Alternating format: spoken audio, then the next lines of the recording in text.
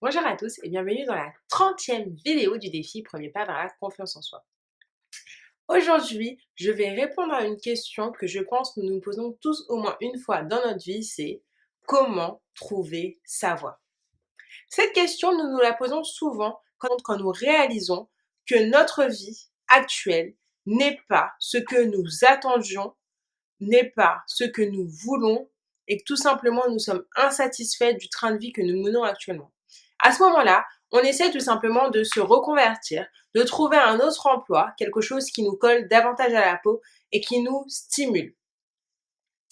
Or, cette question, cette réflexion est génératrice de stress.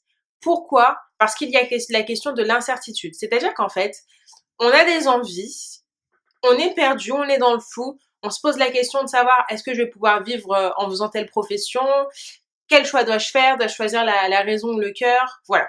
Donc c'est vraiment quelque chose qui est stressant parce qu'on se dit, bah oui, mais si je trouve pas un truc qui me plaît, ben je vais faire un travail pour faire un travail et puis je serai malheureux jusqu'à la retraite, quoi.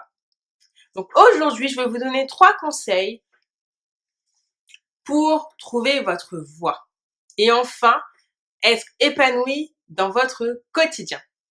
Alors mon premier conseil que je vais vous donner, il est vraiment tout bête, c'est tout simplement d'apprendre à vous connaître. Comment est-ce que vous pouvez vous connaître? La première chose à faire, c'est tout simplement de faire un bilan de compétences. C'est-à-dire de vous poser, de prendre du recul sur vous-même et d'être assez objectif sur la personne que vous êtes. C'est-à-dire que listez vos qualités, listez vos défauts. Mettez 10 qualités, 10 défauts. Essayez de chercher, fouiner. Ça peut être des tout petits défauts, ça peut être des très très grandes qualités comme des petites qualités, peu importe, mais des choses qui sont vraiment caractéristiques de votre personnalité. Faites déjà cela, faites cet exercice-là, notez 10 qualités, 10 défauts.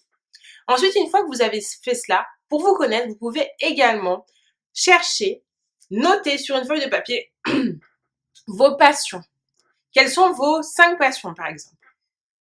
Quelles sont vos 5 passions? Et à côté de ça, notez 5 sujets, 5 choses qui pourraient vous intéresser par rapport auxquelles vous êtes curieux. C'est-à-dire que c'est des domaines dans lesquels vous n'avez pas spécialement un bon niveau ou un niveau d'expertise ou des connaissances, mais ça vous titille, ça vous intéresse. Notez également cela.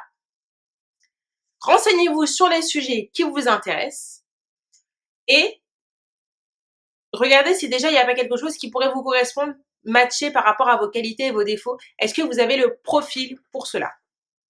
Ensuite, pour apprendre à vous connaître, vous pouvez également faire une chose très simple, c'est tout simplement de demander à vos amis, demander à votre entourage, donc les personnes que vous côtoyez souvent et qui vous connaissent, comment est-ce qu'elles vous perçoivent, quelles sont, selon elles, vos qualités, quels sont vos défauts et dans quel domaine d'activité est-ce qu'ils vous verraient exercer au quotidien. Dans quoi est-ce qu'ils vous verraient, quelle image ont-ils de vous? Alors, ça va pas être décisionnaire, tout simplement, ça ne doit pas être décisionnaire, ce n'est pas ça qui doit faire que vous allez vous diriger dans telle ou telle voie. Mais ça peut vous guider, vous pouvez vous rendre compte que finalement, bah oui, peut-être, ouais, ça me plairait bien cette idée-là, et, euh, et que peut-être que vous ne vous êtes pas permis de penser à ça parce que vous pensiez que vous n'étiez pas capable, ou alors que ce n'était tout simplement pas pour vous. Donc, premier conseil pour trouver sa voie, c'est d'apprendre à vous connaître. Le deuxième conseil que j'ai à vous donner, c'est d'être curieux, d'être ouvert. Ne pas avoir d'a priori. C'est-à-dire qu'en fait, comme vous êtes à un moment, vous ne savez pas quoi faire de votre vie, vous ne savez pas quel choix faire, comment vous orienter, il est important que vous ayez les yeux grands ouverts, que vous soyez curieux et que vous regardiez vraiment à droite, à gauche, voilà, qu'est-ce que fait le voisin, qu'est-ce que fait machin, pour essayer de voir si dans les secteurs d'activité dans lesquels ils sont, il y a quelque chose qui pourrait vous correspondre.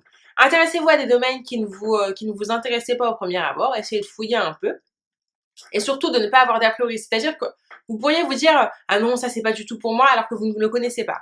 Donc faites quand même une recherche sur les choses qui pourraient vous intriguer ou alors que vous pensez qu'elles sont totalement opposées avec votre façon d'être et peut-être que vous aurez des bonnes surprises et découvrirez des domaines dans lesquels vous pourriez être bon.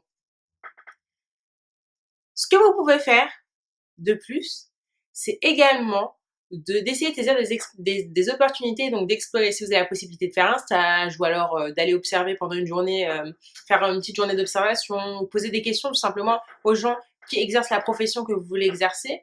Faites-le pour essayer d'avoir des retours d'expérience et de parler directement avec des gens qui exercent un métier et de voir si leur façon de présenter ce métier-là et la façon dont ils sont, leur manière d'être peut vous correspondre et vous ressemble.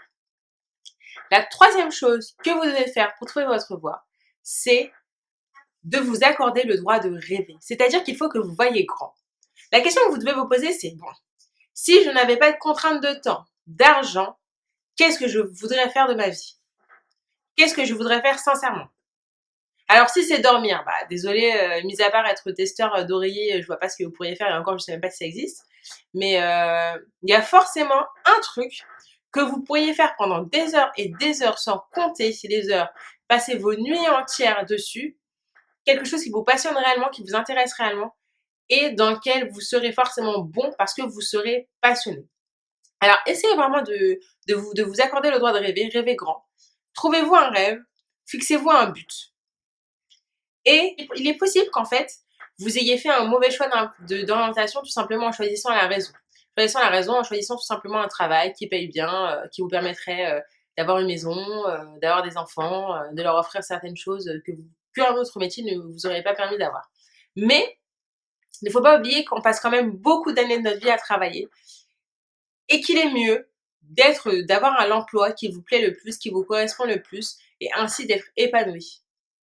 Si je vous parle de ça aujourd'hui, c'est tout simplement parce que moi, je suis encore étudiante, mais je suis en alternance, donc je vois quand même le monde du travail, je le côtoie et donc je travaille également. Et je me rends compte qu'il y a certaines choses qui me correspondent et d'autres qui me correspondent moins et que forcément j'arrive à un moment de ma vie où je me pose la question de savoir, bon, qu'est-ce que je vais faire concrètement? Et ça, je sais que c'est une question qu'on se pose tous. Alors, on peut se la poser au début de sa vie, voilà, quand on est jeune, quand on a 18 ans, parce qu'on a des choix à faire, des choix d'orientation. On peut se la poser à 30 ans, après avoir passé quelques années dans une boîte et finalement se rendre compte que ça ne nous correspond pas. On peut la passer à 40, 50, 60 ans, peu importe, mais c'est une question, je pense, qu'on se pose tous au moins une fois. Et ceux qui ne se la posent pas, bah tant mieux pour eux, parce que c'est peut-être que tout simplement, dès le début, ils ont fait le bon choix, ils ont choisi de trouver leur voie. J'espère que mes conseils vont vous aider et que vous allez pouvoir trouver votre voie et ainsi briller de mille feux. Tout simplement parce que moi, je pense qu'on peut et qu'on est doué et qu'on est on a plus de chances d'être le meilleur de nous-mêmes et d'être le meilleur dans notre catégorie, dans notre domaine, lorsqu'on a vraiment les qualités qui vont avec. C'est-à-dire qu'en fait, pour moi, notre voie, c'est tout simplement le point de convergence entre nos talents naturels, nos, nos, nos aptitudes naturelles et les compétences qui sont demandées par ce travail-là.